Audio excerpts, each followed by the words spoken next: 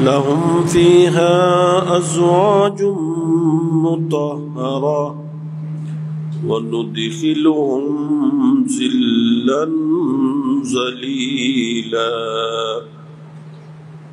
صدق الله المولانا العلي العظيم وصدق رسوله النبي الحبيب الأمين ونحن على ذلك لمن الشاهدين والشاكرين والحمد لله رب العالمين مولاي صل وسلم دائما أبدا على حبيبك خير الخلق كلهم يا أكرم الخلق ما لي من ألوذ به سواك عند حلول الحادث الأمامي صلى الله على النبي الأمي وآله صلى الله عليه وسلم صلاة وسلاما عليك يا رسول الله صلى الله على النبي الأمي وآله صلى الله عليه وسلم صلاة وسلاما عليك يا رسول الله صلى الله على النبي الأمي وآله صلى الله عليه وسلم صلاة وسلاما عليك يا رسول الله আলহামদুলিল্লাহ পবিত্র কোরআনুল কারীমের সূরা নিসার ৫৪ নং থেকে ৫৭ নং আয়াত তিলাওয়াতের তৌফিক আল্লাহ তাআলা দান করেছেন। ইনশাআল্লাহুল আজিজ এই আয়াতসমূহের উপর সংক্ষিপ্ত তাফসীর আলোচনা পেশ হবে। আল্লাহ তাআলা সঠিকভাবে আমাদেরকে কোরআন জানার, বোঝার এবং পবিত্র কোরআনের উপর আল্লাহ তাআলা আমাদেরকে আমল করে চলার জন্য তৌফিক দান করেন, আমিন।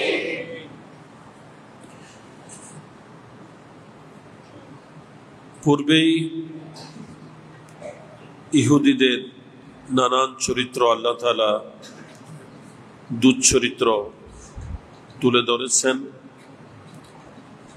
এখানেও তাদের সে ধরনের কিছু দুচ্চরিত্র এবং কিছু আপত্তির আল্লাহ তাআলা জবাব দিচ্ছেন। প্রথম যে আয়াত আমরা তিলাওয়াত করেছি ৫৪ নং আয়াত, এই আয়াতের শানে নুজুল বা অবতীর্ণ হওয়ার প্রেক্ষাপট হচ্ছে ইহুদিরা আল্লাহ নবীর উপর শয়তানি প্ররোচনায় এমন কিছু অযথা আপত্তি তুলেছে যে এইগুলার কারণে হয়তো মানুষ নাউজুবিল্লাহ আল্লাহ নবীকে না মানে, বিশ্বাস না করে। তো সেগুলার জবাব আল্লাহ তাআলা দিচ্ছেন। তাদের আপত্তি ছিল যে উনি যদি নবী হয়ে থাকেন, উনি আবার মদিনায় মুনাওয়ারায় এসে রাষ্ট্র কায়েম করছেন, রাষ্ট্রপ্রধান হচ্ছেন, সালতানত আর নবুয়ত, বাদশাহী আর রেসালত দুইটাই কিভাবে একজনের মধ্যে হয়? উনি নবী হলে নবী হবেন, আবার বাদশাহ কেন হবেন, রাষ্ট্রপ্রধান কেন হবেন, দেশ পরিচালনা কেন করবেন? ইসলামী রাজ্য কায়েমের এরা আপত্তি করেছিল এবং আল্লাহ নবীর বিভিন্ন সম্মান মর্যাদা, আল্লাহ নবীর একাধিক শাদী করেছেন, এগুলা নিয়েও তারা আপত্তি করছে। তো আল্লাহ তাআলা এগুলার উত্তরে বলছেন, আমি ইয়াহসুদুনান নাস, এরা কি মানুষকে হিংসা করে? এখানে মানুষ বলতে আল্লাহ রসুল এবং সাহাবাই کرام ইনাদেরকে হিংসা করে আলামা আতাহুমুল্লাহু মিন ফাদলি, ওই বিষয়ের উপর যা আল্লাহ তাআলা তাদেরকে নিজ অনুগ্রহে দান করেছেন। আল্লাহ বলেন এটা তো আমার দয়া, আমার অনুগ্রহ, আমি যাকে ইচ্ছা তাকে দান করি। তো ইনাকে নবুয়ত দেওয়া হয়েছে, এটারও উপর আপত্তি করবে, উনি বাদশাহী করলে সেটারও আপত্তি করবে।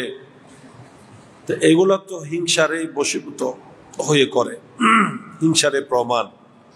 তো আল্লাহ বলছেন এরা আমি আল্লাহ নিজ অনুগ্রহে তাদেরকে যা দান করেছি তার উপর তারা হিংসা করে। এরা কি এটার উপরে হিংসা করছে? তো আল্লাহ এটার জবাবে বলছেন ফাকাদ আতাইনা আলা ইব্রাহিম আল কিতাবা ওয়াল হিকমাতা ওয়া আতাইনাহুম মুলকান আযীমা। আল্লাহ বলেন আমি তো এর পূর্বেও ইব্রাহিম আলাইহিস সালামের বংশধরকে কিতাবও দিয়েছি, হিকমতও দান করেছি, আসমানি কিতাবও দিয়েছি, এবং তাদেরকে আমি আল্লাহ বিশেষ জ্ঞানও দান করেছি, হিকমতও দিয়েছি, এবং তাদেরকে আমি অনেক মহান সাম্রাজ্য দান করেছি। আলে ইব্রাহিম বলতে এখানে সৈয়দনা ইয়াকুব আলাইহিস সালাম, সৈয়দনা ইউসুফ আলাইহিস সালাম, সৈয়দনা সুলাইমান আলাইহিস সালাম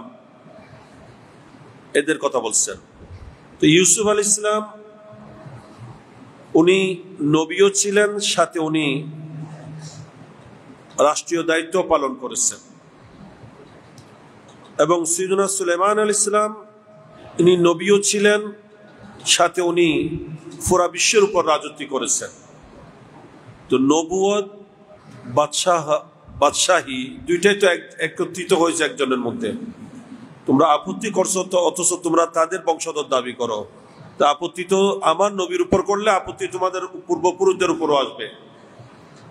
ইব্রাহিম আলাইহিস সালাম, দাউদ আলাইহিস সালাম, সুলাইমান আলাইহিস সালাম, ইউসুফ আলাইহিস সালাম ইনাদের উপরও আপত্তি আসবে। আল্লাহ বলেন এটা আমার দয়া, এটা আমার মেহেরবানি, আমার অনুগ্রহ, আমি যাকে ইচ্ছা তাকে দান করে থাকি। আমি যেভাবে ইব্রাহিম আলাইহিস সালামের বংশধরকে কিতাবও দিয়েছি, হিকমতও দিয়েছি, এবং তাদেরকে সাথে মহান সাম্রাজ্য দান করেছি। ইনাদের সাম্রাজ্য, ইনাদের রাজত্ব শুধু মানব জাতির মধ্যে সীমাবদ্ধ ছিল না। সৈয়দনা সুলাইমান আলাইহিস সালামের রাজত্ব সমস্ত কিছুর উপর ছিল, পুরা বিশ্বের উপর ছিল, এবং সমস্ত কিছুর উপর ছিল, এমনকি জিন্নাতদের উপরও ওনার রাজত্ব ছিল। একেবারে পশু পাখি হতে শুরু করে সবগুলার উপর ওনার হুকুমত চলত। দাউদ আলাইহিস সালাম ওনার জন্য আল্লাহ পাক সুবহানাহু ওয়া তাআলা লোহাকে পর্যন্ত নরম করে দিয়েছিলেন। তো ইউসুফ আলাইহিস সালাম ইনিও নবী ছিলেন, সাথে বড় রাষ্ট্রের দায়িত্ব পালন করেছেন। রাষ্ট্রীয় দায়িত্বের মধ্যেও উনি দায়িত্বশীল ছিলেন। আল্লাহ বলেন আমার নবীর বেলা আপত্তি করছো, অথচ তোমাদের পূর্বপুরুষ এনারা তো নবুয়ত এবং বাদশাহী দুইটা একসাথে করেছেন, আমি ওনাদেরকে ওইভাবে দিয়েছি। তো এখান থেকে বোঝা যায় যে আল্লাহ পাক সুবহানাহু ওয়া তাআলা ইলমে দ্বীন, যেটা কিতাব ও হিকমত, এটা কেন বলা হয়েছে মিন ফাদলি, সব আল্লাহর অনুগ্রহে। তো ইলমে দ্বীন বা কোরআন ও হাদিসের ইলম, জ্ঞান, এগুলা বড় নিয়ামত, এবং এটা লাভ হয়ে থাকে আল্লাহর দয়া, আল্লাহর অনুগ্রহে। এটার জন্য আল্লাহর অনুগ্রহ লাগে।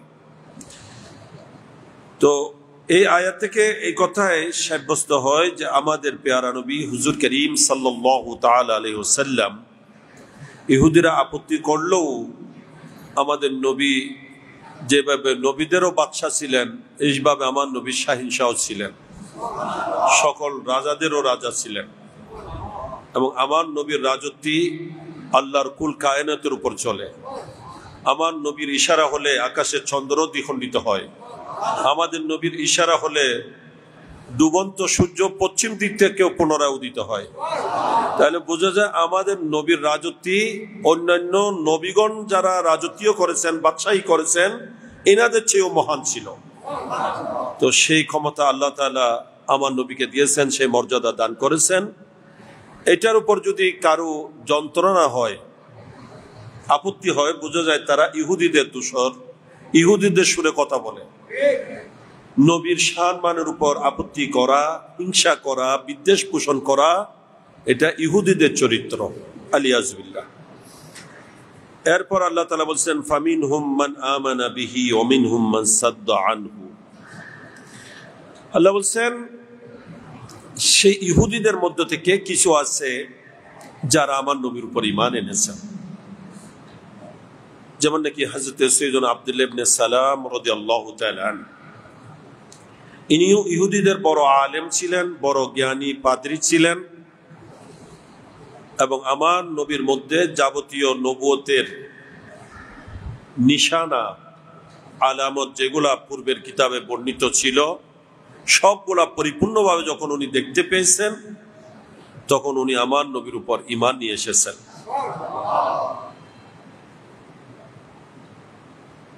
ইনি এটার বিস্তারিত বর্ণনা দিয়েছেন। উনি বলছেন, আমি সর্বপ্রথম মদিনায় পাকে যখন নবীর শুভাগমন হয়েছে, আমরা তো অপেক্ষায় ছিলাম। যখন নবী তশরিফ আনলেন, নবীকে দেখতে গেলাম, আমি নবীর নুরানি চেহারায় পাক দেখা মাত্রই বলে দিলাম, মা হাজা বেওয়াজহিন কাজ্জাব।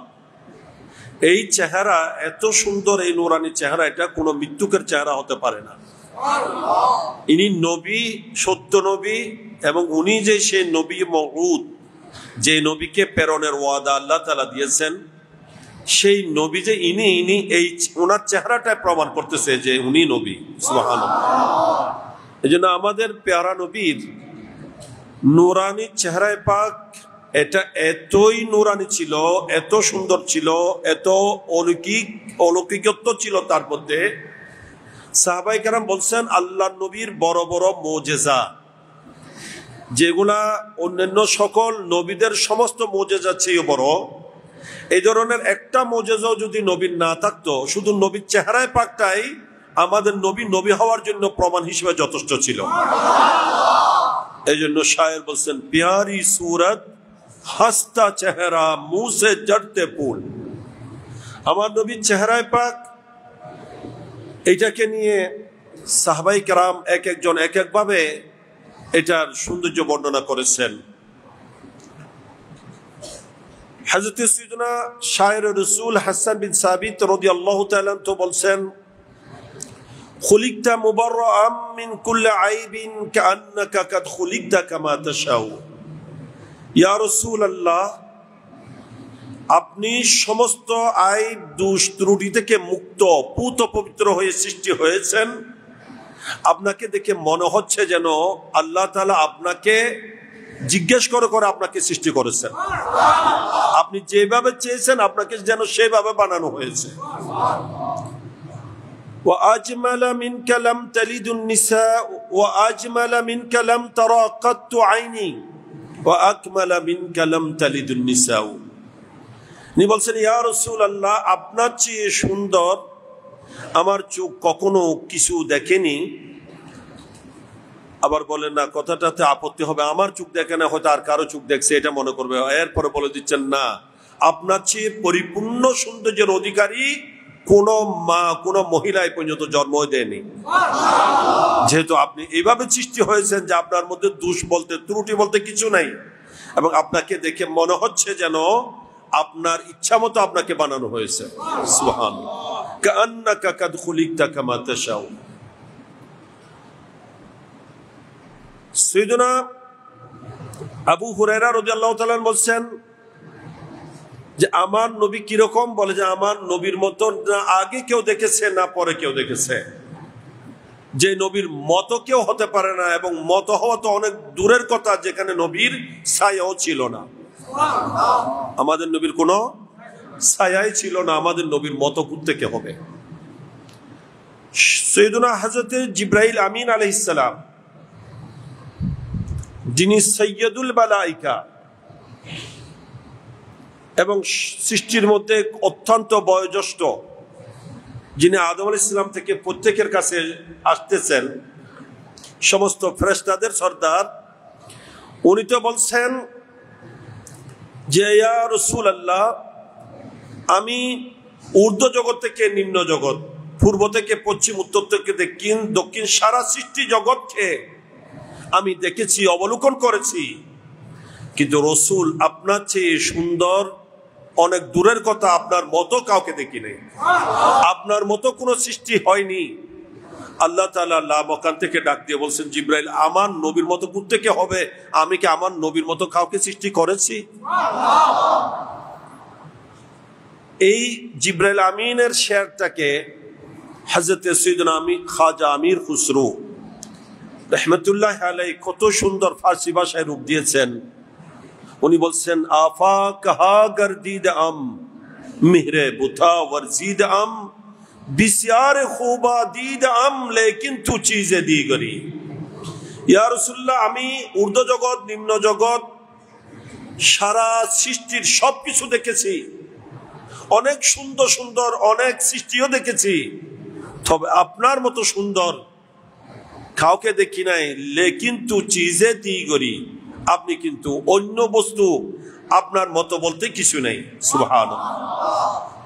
তো সাইয়েদনা আব্দুল্লাহ বিন সালাম রাদিয়াল্লাহু তাআলা বলেন, আমি যখনই নবীকে দেখেছি, দেখা মাত্র আমার অন্তর সাক্ষী দিচ্ছে ইনি হচ্ছেন সত্য নবী। এত সুন্দর চেহারার অধিকারী এই নূরানী সত্তা, ইনি কখনো মৃত্যুক হতে পারেন না।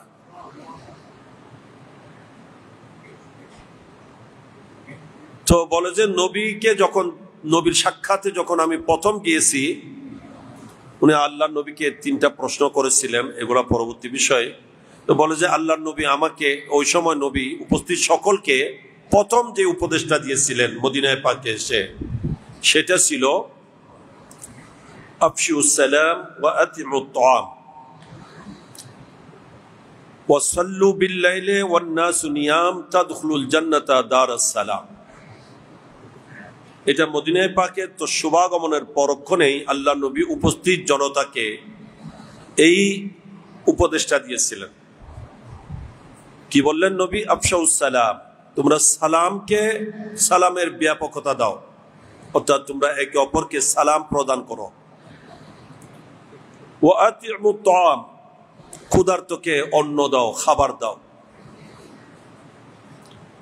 ওয়া সাল্লু বিল লাইলি ওয়ান নাসু নিয়াম, রাতের শেষ ভাগে ওই মুহূর্তে নামাজ আদায় করো যে সময়ে জগতের মানুষ ঘুমিয়ে আছে।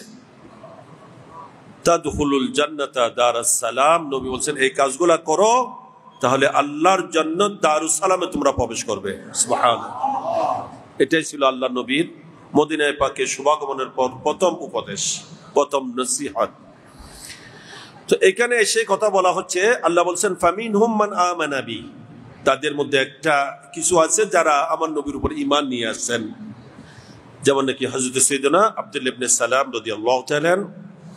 অমিনহুম মান সাদ্দা আনহু, আল্লাহ বলেন তাদের মধ্যে কিছু আবার এমনও আছে যারা আমার নবী থেকে মুখ ফিরিয়ে নিয়েছে, আমার নবী থেকে মুখ ফিরিয়ে নিয়েছে।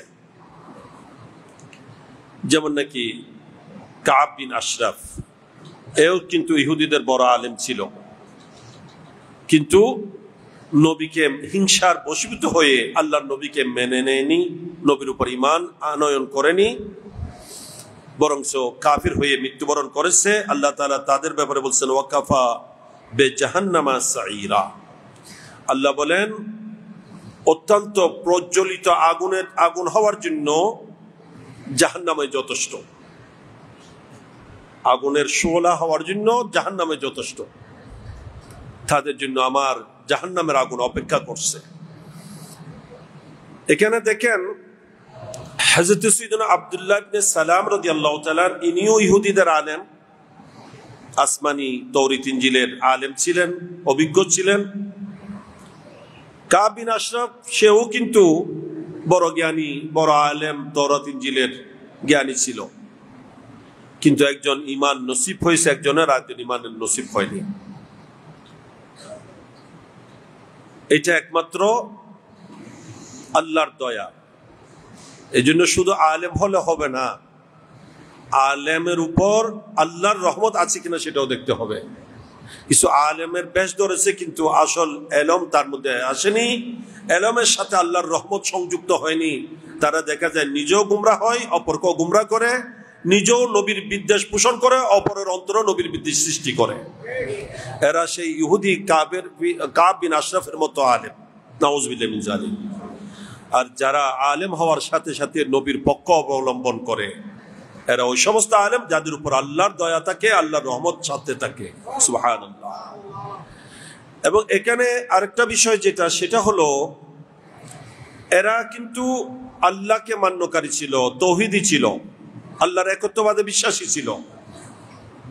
এরা এদের নবীদের উপর ঈমান রাখতো, কিন্তু আমার নবীর উপর ঈমান না আনার কারণে সেই কাব বিন আশরাফকে আল্লাহ জাহান্নামী বলছেন।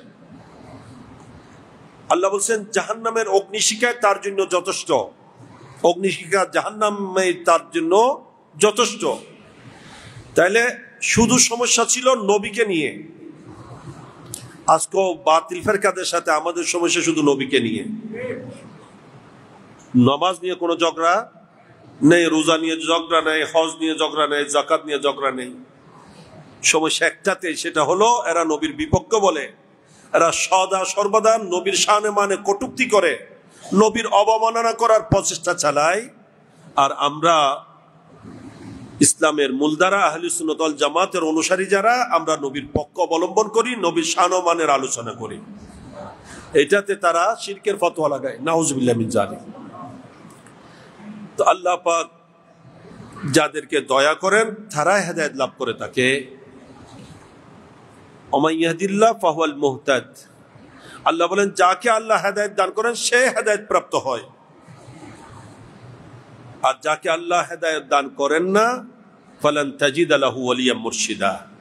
আল্লাহ বলেন তার জন্য কোনো মুর্শিদ হবে না, তার কোনো ওলি হবে না, অভিভাবক হবে না। নাউজুবিল্লাহ মিন যালিক। আল্লাহ পাক আমাদেরকে সঠিকটা বুঝার এবং সঠিকটা মান্য করে চলার তৌফিক দান করুন। এরপর রব্বুল আলামিন এবার ঘোষণা দিচ্ছেন, ইন্নাল্লাযীনা কাফারু বিআয়াতিনা সাওফা নুসলিহিম নারা। আল্লাহ বলেন নিশ্চয় যারা আমার আয়াতসমূহকে অস্বীকার করেছে, আমার আয়াতসমূহকে অস্বীকার করেছে, সাওফা নুসলিহিম নারা, অতি সত্বর আমি তাদেরকে জাহান্নামে প্রবেশ করাবো, জাহান্নামে পৌঁছে দেব। এবং কেমন হবে সেই জাহান্নামে? আমি যে আগুনে পৌঁছে দিব, কুল্লামা নাদিজাত জুলুদহুম, আল্লাহ বলেন যতবারই তাদের গায়ের চামড়া জাহান্নামের আগুতে বর্ষ হয়ে যাবে, জলে ছাই হয়ে যাবে, বাদদালনাহুম জুলুদান গায়রাহা, আমি তাদেরকে নতুন নতুন চামড়া সমূহ পাল্টিয়ে দেব, বদলে দেব।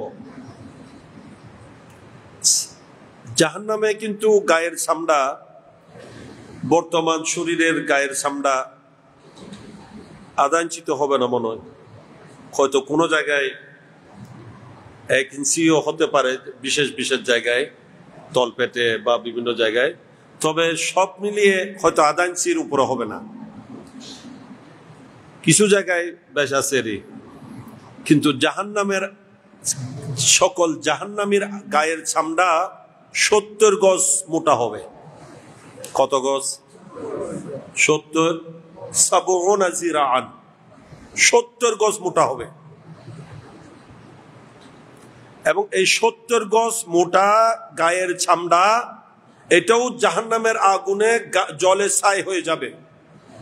আল্লাহ তাআলা বলছেন ওই একগুলা যখন জ্বলে যাবে, আমি আরেকগুলা সৃষ্টি করে দেব, গায়ের চামড়া বদলায় বদলায় দেব। কেন? ভালোভাবে যাতে আযাবের স্বাদ গ্রহণ করতে পারে। আল্লাহ কুদরতের মালিক, আল্লাহ ইচ্ছা করলে পারেন কিনা? পারেন।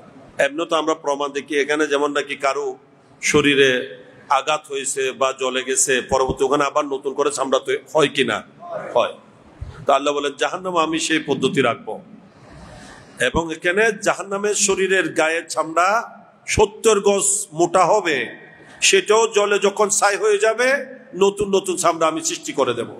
যাতে আযাব ভালোভাবে আযাবের স্বাদ গ্রহণ করতে পারে। এবং এত কঠিন আযাব, এত কঠিন শাস্তি, এত প্রচন্ড গরমের আঘাতও কিন্তু কারো মৃত্যু হবে না। মৃত্যুর কাজ শেষ, ওখানে আর কি নাই, মওত নাই, সেখানে আর মৃত্যু নাই, শুধু আযাব ভোগ করতে থাকবে। এইভাবে আল্লাহ তাআলা একটার পর একটা সামরা বদলাই দিতে থাকবেন, সে আযাব ভোগ করতে থাকবে। নাউযুবিল্লাহি মিন যালিক। ইন্নাল্লাহা কানা আজিজান হাকীমা। আল্লাহ বলেন, নিশ্চয় আমি প্রজ্ঞাশালী, আমি আল্লাহ, এবং আমি প্রজ্ঞাময়। আমি সবকিছুর উপর ক্ষমতা রাখি, পাওয়ার রাখি, এবং কিভাবে করলে আযাব ভালোভাবে ভোগ করতে পারবে, শাস্তি যথাযথ হবে, কাকে কিভাবে শাস্তি দিতে হবে, সব আমি আল্লাহ জানি, আমার জানা আছে, আমি সেই সব ব্যবস্থা করে রেখেছি। নাউযুবিল্লাহি মিন যালিক। এই জন্য কাফেরদের জন্য মারাত্মক আযাব জাহান্নামে, এবং সে আযাব হবে চিরস্থায়ী। এরপর আল্লাহ তাআলা বলছেন, এবার ঈমানদারদের কথা বলছেন, ওয়াল্লাযীনা আমানু ওয়া আমিলুস সালিহাত। আল্লাহ বলেন, ওই সমস্ত ব্যক্তি যারা ঈমান এনেছেন, ঈমানের কথা আগে, ঈমানের পর ওয়া আমিলুস সালিহাত, নেক আমল সমূহ করেছে। তাহলে ঈমানের সাথে নেক আমলও লাগবে, তবে ঈমান আগে, নেক আমল পরে। আপনার যাবতীয় নেক আমল, যাবতীয় ইবাদত বন্দেগী সেই সময় কাজে আসবে যখন আপনার মধ্যে ঈমান থাকবে। ঈমানের মধ্যে যদি ত্রুটি হয়, কোনো নেক আমল কাজে আসবে না। এই জন্য আমরা ঈমানের গুরুত্বটা বেশি দিয়ে থাকি, এবং ঈমানকেই বেশি গুরুত্ব দিতে হবে। এবং এই কথাও জেনে রাখবেন, একজন ঈমানদার যত বড়ই গুনাহগার হোক, সে কিন্তু জান্নাতে যাবে, সে কিন্তু জান্নাতে যাবে, আগে বা পরে। আল্লাহ তাআলা যদি গুনাহ ক্ষমা করে দেন, এটা আল্লাহর ইচ্ছা। ইয়াগফিরু লিমান ইয়াশা, যার জন্য ইচ্ছা আল্লাহ ক্ষমা করবেন, এটা আল্লাহর ইচ্ছা। আর ইচ্ছা করলে কারো শাফাতের মাধ্যমে তাকে ক্ষমা করে দেবেন, অথবা তাকে আল্লাহ তাআলা জাহান্নামে শাস্তি দিয়ে পরবর্তীতে আবার জান্নাত দান করবেন। আগে বা পরে সে অবশ্যই জান্নাতে যাবে, যেহেতু ঈমান নিয়ে যাবে। আর ঈমান নাই, যত নেক আমল থাক, সে কিন্তু কখনো জান্নাত দেখবে না। এই জন্য ঈমান এটা বড় গুরুত্বপূর্ণ। আমাদেরকে ঈমানকে গুরুত্ব দিতে হবে বেশি, এবং এর সাথে নেক আমল করতে হবে। আল্লাহ পাক সেই তৌফিক আমাদেরকে দান করুন। রব্বুল আলামিন বলেন, ওয়াল্লাযীনা আমানু ওয়া আমিলুস সালিহাত, এবং ওই সমস্ত ব্যক্তি যারা ঈমান এনেছে এবং নেক আমল করেছে, সানুদখিলুহুম জান্নাতিন তাজরি মিন তাহতিহাল আনহার। আল্লাহ বলেন, আমি তাদেরকে ওই সমস্ত বাগিচা সমূহে প্রবেশ করাবো যার নিচ দিয়ে ঝর্ণা দ্বারা প্রবাহিত। খালিদিনা ফিহা আবাদা, এবং সেই জান্নাতে তারা চিরস্থায়ী হবে, চিরস্থায়ী ভাবে থাকবে। কোন জান্নাতি এরকম হবে না যে জান্নাতে যাওয়ার পর আবার জাহান্নামে আসবে, এরকম হবে না। যখন এই জান্নাতি জান্নাতে যাবে, চিরস্থায়ী হয়ে জান্নাতে যাবে। এবং কাফেররা কিন্তু, বেঈমান যারা, তারাও জাহান্নামে চিরস্থায়ী ভাবে যাবে। ঈমানদার যদি জাহান্নামেও যায়, কিন্তু কেউ চিরস্থায়ী জাহান্নামে যাবে না। এটা ঈমানদারের শান। তো আল্লাহ তাআলা বলছেন, যারা ঈমান এনে নেক আমল করবে, আমি তাদেরকে এমন জান্নাতে বাগিচা সমূহে প্রবেশ করাবো যার নিচ দিয়ে ঝর্ণা দ্বারা প্রবাহিত, এবং তারা সেখানে চিরস্থায়ী থাকবে। আরো কি, লাহুম ফিহা আজওয়াজুম মুতাহহারা। আল্লাহ বলেন, আমি সেখানে তাদের জন্য অত্যন্ত পুত পবিত্র মহিলাদেরকে, বিবিদেরকে রাখবো। এখানে বিবি বলা হচ্ছে, আল্লাহ তাদেরকে বিবি হিসেবে ওখানে পুত পবিত্র, যারা বিভিন্ন অপবিত্রতা থেকে পবিত্র হবেন। দুনিয়ার মহিলাদের মধ্যে যে ধরনের এমন কিছু থাকে যেগুলোর কারণে মানুষের কাছে হয়তো ঘৃণা লাগে, ভালো লাগে না, যেমন কি মুখ দিয়ে দুর্গন্ধ, বা নাকে স্রাব বাহির হওয়া, বা শরীরের ঘামের দুর্গন্ধ অথবা পায়খানা প্রস্রাব হাইজ নেফাস এগুলা কিছুই থাকবে না। জান্নাতে যে সমস্ত নারীদেরকে আল্লাহ তাআলা জান্নাতীদের বিবি হিসেবে দান করবেন তাদের মুখে দুর্গন্ধ থাকবে না, বরং মুখ দিয়ে মেশকাম্বরের সুগন্ধি বাইর হবে, এবং তাদের নাকে স্রাব হবে না, তাদের শরীরের ঘামে দুর্গন্ধ হবে না, বরং মেশকাম্বরের সুগন্ধি হবে, এবং তাদের পায়খানা প্রস্রাব হবে না, থাকবে না এগুলা। জান্নাতে এগুলা নাই, এই জন্য জান্নাতে কোনো বাথরুম থাকবে না। বুঝেছে? জান্নাতীদের জান্নাতে পায়খানা প্রস্রাবের হাজত হবে না। এটা আল্লাহ তাআলা সেইভাবে খাবার ওখানে দান করবেন যে খাবার খেলে পায়খানা প্রস্রাবের কি হয় না, হাজত হবে না। এবং সেই নারীদের হাইজ নেফাস হবে না, ঋতুস্রাব বা সন্তান হওয়ার পর যে স্রাব হয় এই ধরনের কিছু নাপাকি তাদের থাকবে না, এরা খুবই পবিত্র থাকবে। এবং কি তাফসীরের মধ্যে বলা হচ্ছে শুধু শারীরিক বাহ্যিক এগুলা নয়, অন্তরেরও কোনো অনেক মহিলা হয়তো সুন্দর কিন্তু কর্কশবাসী, চরিত্র ভালো না, ব্যবহার সুন্দর না, আচার আচরণ ভালো না, কিন্তু জান্নাতীরা এই দিক দিয়েও খুব পবিত্র হবেন। অর্থাৎ তাদের প্রত্যেকটা আচার আচরণ, কথাবার্তা, আচার ব্যবহার অত্যন্ত মনোরম হবে, অত্যন্ত দিল অন্তর জয়কারী হবে। সুবহানাল্লাহ। তো ওই সমস্ত বিবি জান্নাতের হুররাও হবে, এবং সেই জান্নাতি বান্দা তার স্ত্রীও যদি মুমিন হয়ে থাকে, নেককার হয়ে থাকে, তাকেও আল্লাহ তাআলা সেখানে তাকে বিবি হিসেবে দান করবেন। তবে তাকে সেখানে যখন দেবেন তখন সে জান্নাতি মহিলা হয়ে যাবে, যে তার মধ্যেও যাবতীয় গুণাবলী এসে যাবে, দুনিয়ার মতো থাকবে না সে। সেও ওখানে জান্নাতি হুর যারা এগুলার চেয়েও বেশি সুন্দর হবে, এর চেয়েও বেশি সুন্দরী হবে না, হয়তো নিজের বিবির চেয়ে হুরদের প্রতি দাবিত হবে বেশি। আল্লাহ বলেন না, সেটা হবে না, তোমার বিবিকে তাদের চেয়েও বেশি সুন্দর করে তোমাকে পেশ করব। এবং ওই সমস্ত মহিলাদেরকেও সেখানে দেওয়া হবে জান্নাতীদের বিবি হিসেবে যাদের স্বামী জাহান্নামী, যাদের স্বামী জাহান্নামী, ওই জান্নাতি মহিলাকেও জান্নাতি পুরুষদের অন্যদেরকে বিবি হিসেবে আল্লাহ তাআলা দান করবেন তাদের পছন্দ মতো। এটাকে আল্লাহ তাআলা বলছেন ফিহা আজওয়াজুম মুতাহহারা। এই জন্য আমি বিশেষ করে আমাদের নওজওয়ান ভাইদের উদ্দেশ্যে বলছি, দুনিয়ার আজে বাজে মহিলার প্রতি আকৃষ্ট হওয়ার কোনো দরকার নেই। তোমরা তোমাদের চরিত্রকে ভালো রাখো, তোমাদের জন্য জান্নাতের সে পূত পবিত্র বিবিগুলা তোমাদের জন্য অপেক্ষা করছে। আল্লাহ পাক বুঝার তৌফিক দান করুন। এরপর আল্লাহ বলছেন ওয়ানুদখিলুহুম জিল্লান যালিলা, আমি আল্লাহ সেখানে তাদেরকে অত্যন্ত ছায়াময়, দীর্ঘ ছায়াময় জায়গায় প্রবেশ করাবো, যেখানে শুধু ছায়া আর ছায়া হবে। এবং ছায়াটা কিরকম হবে তাফসীরের মধ্যে আছে, এটা কারো ধ্যান ধারণা আসতে পারে না, এটা কত মনোরম হবে, কত আনন্দদায়ক হবে, কত সুস্বাদু হবে। এমন ছায়া জান্নাতে তো এমনি কোনো সূর্য হবে না, জান্নাতে কোনো কি থাকবে না, সূর্য থাকবে না, সূর্যের আলো থাকবে না, ওখানে আল্লাহর নূরের তাজাল্লি থাকবে। আল্লাহর নূরের তাজাল্লিতে আলোকিত হবে জান্নাত। সুবহানাল্লাহ। এবং সেই জান্নাতে আল্লাহ তাআলা এমন ছায়া দান করবেন যেই ছায়ার শেষ নাই। এবং এটা এতই মনোরম ছায়া হবে যেখানে শুধু শান্তি আর প্রশান্তি। আল্লাহ পাক সুবহানাহু ওয়া তাআলা আমাদেরকে সেভাবে সত্যিকার ঈমানদার হয়ে আমলে সোয়ালে করে দুনিয়া থেকে যাওয়ার তৌফিক দান করুক, সেভাবে বান্দা হিসেবে দুনিয়া থেকে আল্লাহকে সন্তুষ্ট করে যাওয়ার শক্তি দান করুক, জান্নাতি হিসেবে যাওয়ার আল্লাহ কবুল করুক। আমিন। ওয়া আখিরু দাওয়ানা আলহামদুলিল্লাহি রাব্বিল আলামিন।